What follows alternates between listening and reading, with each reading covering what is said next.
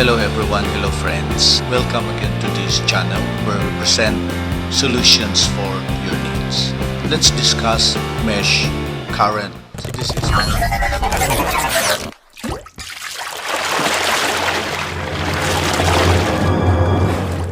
This is more advantageous than Kirchhoff's voltage law because we can set up a minimum equations here and then we can right away solve for the current values. For your information, if you have 4 nodes, you can set up 3 mesh equations. So if you have an n node, n-1 equations can be set up in this mesh current and using mesh current analysis. So let's consider this circuit, and as you can see, you have here I1, I sub 2 and I sub 3. These are the mesh current. Okay, so actually you can set up a lot of Kirchhoff's voltage law equations here and use a lot of currents, but by using the mesh concept you minimize the currents and right away solve for the values of those currents. Let's take for example I sub 1. We call this as mesh 1. So I am writing here. So this is mesh 1. So mesh 1. So you will just apply again your concept in the Kirchhoff's voltage law. For instance, here I am writing right now I sub 1 times R1 plus E1, E sub 1. And then going to A, this is from AB, B to C, C to H, C, H to G, and that is E5. But since this is negative, I'll just write it here, negative E5. And then the voltage of this one is I1, but you will under mesh concept, then the branch is being inspected and there will be 2 mesh current available there. For instance, here in GF, so I1 will be passing through R5, so also with I sub 3. So I'll just write it like this one for the direction of going to the left. Okay, so I'll just write it like this one. So this will be positive and this will be negative. So I'll just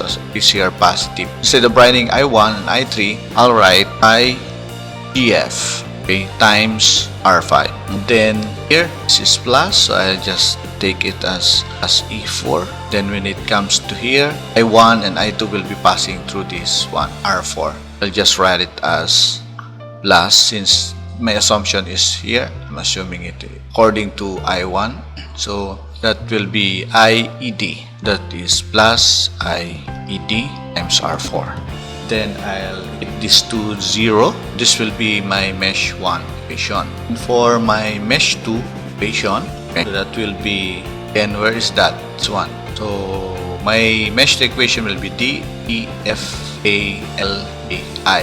Then going back again to E. So for my mesh equation, my assumption is going there. Direction is going to the right. So the current that will be flowing to R4 are 2 mesh current, I1 and I2. Just write it as DE. So I sub DE times R4 will be the voltage, but since it is going there, it will be positive and negative. Just be in here, or the polarity is positive. And then it will pass through E4. That is E4 negative. Going here there will be 2 mesh currents. So it will be I sub 2, I sub 3. So I'll just write here plus IFT times R6. And this one is negative, E sub 6, and then this one is again negative, E sub 2. Here only one current flowing through this resistor, it's only I2, and again this is your positive and that's negative, so that will be plus E sub 2, sub 2, which equals to 0. It will be my mesh current 2. For my mesh 3, current 3, it will be like this. Where is that? So here is the rotation of the current mesh E sub 3. So that will be FG, HM, and LKF. Okay, here 2 currents again. So I'll just make it as IFG R5. Then this one is E5. Then here only one current. You have I3 R3, and then negative 3. Then here you have positive sub 6, and then R6 you have two currents again, so just write it as IEF, so times R6 equals to 0. So these are the mesh currents. Now you will notice, be able for us to have a few currents, because you will notice there will be numerous current here like I sub 1, IGF, IET, IDE, IFT, I2, IKF, and so on and so forth, and I3. So we'll just resolve that. We can set up an equation for relationship. For instance, the current IGF is actually will be equal to GF, so I will base my rotation on I1, on mesh current I1. So IGF flows, or it is in the same direction with I sub 1. Just take it as positive I sub 1. In this one, I3, you'll notice that will be against I sub 1. So 3 will be subtracting. So actually this is the value of your IGF.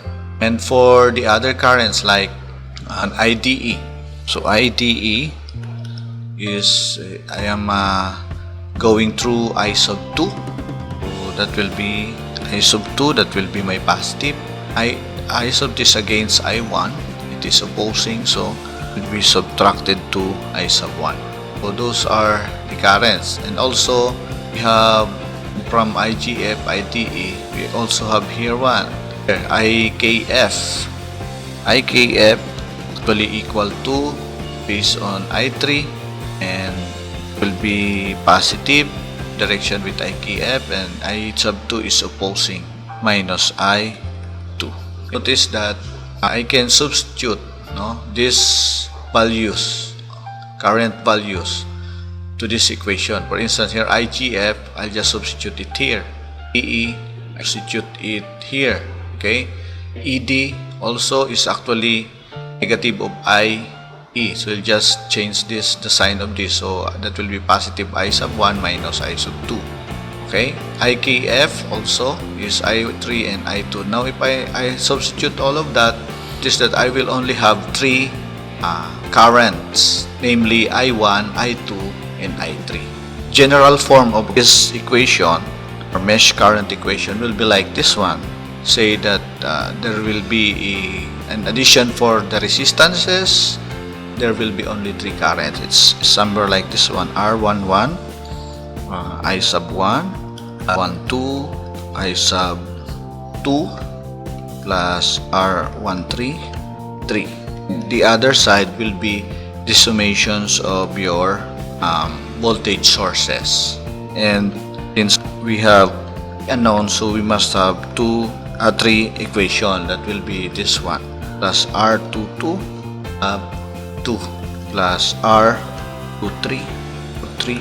So here again is the summation of the voltages, and we have here R31 sub 1 plus R2 I sub 2 plus R33 I sub 3 equals the summation again of your voltages EM3. So from this one, we can apply our Notch in algebra. We can use matrix, we can use algebraic concept in which we can extract I sub 1, I sub 2, and I sub 3. So this is all about Maxwell's mesh. Thank you.